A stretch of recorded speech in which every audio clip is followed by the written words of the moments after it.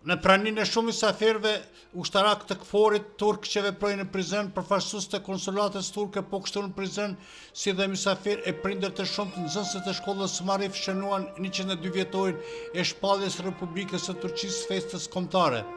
Dita e Republikës së Turqisë shënohet me 29 nëntor për të përkujtuar shpalljen e Republikës së Turqisë të shpallur në vitin 1923. Fillimisht të pranishmit i ka përshëndetur drejtori i shkollës Marif për Prizren, Ibrahim Buçak, i cili ka folur për sukseset e këtyre nxënësve, duke përkujtuar rastin e 2 pyetjeve, pastaj edhe për sukseset e shumta të këtyre nxënësve që kanë bërë kjo shkollë që po arrin suksese edhe anë kënd botës. Bu hafta içi Türkçe sınıfı öğrencilerimiz bizimle bir kısa video çektiler. O videoda bize sordukları 2 kelime vardı. Bunu sizinle paylaşmak istiyorum. Nxënësit e klubit të turk kanë realizuar një video të shkurtër dhe na kanë bërë disa pyetje. Më vjen t'ju tregoj për ato 2 pyetje që na kanë bërë ne. Na pyetën se çka është Republika, mund të na tregoni pra pavarësia me 2 fjalë. Pra pavarësia neve na jep pra vendin, shtetin, vatanin tonë. Duke kujtuar me respekt dhe me njohje të thellë, edhe idenë e madh Mustafa Kemal Atatürkun, i cili na hapi dyert e pavarësisë dhe lirisë, se dhe gjithë harojnë vetanin.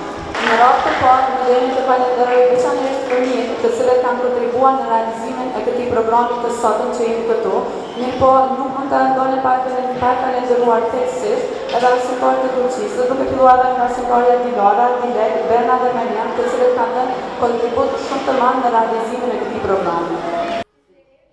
Koordinatori i Fondacionit Marif për Kosovë, zotëri Nedim Aslan, tha se me rastin e 102 vjetorit të pavarësisë së Turqisë, sot po e shënojmë këtë ditë rëndësishme dhe kujtojmë se kjo datë e rëndësishme me 28 tetor të vitit 1923 ishte datë shumë e rëndësishme për Turqinë.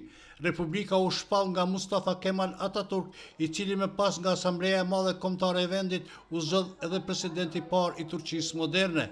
Cumhuriyet, egemenlik kayıtsız şartsız milletindir anlayışının ete kemiğe büründüğü bir idealdir. O gün 29 Ekim 1923'te atılan o tarihi adım, bir milletin kendi kaderine sahip çıkma kararlılığının uygarlık yolunda emin adımlarla ilerleme iradesinin ilanıdır.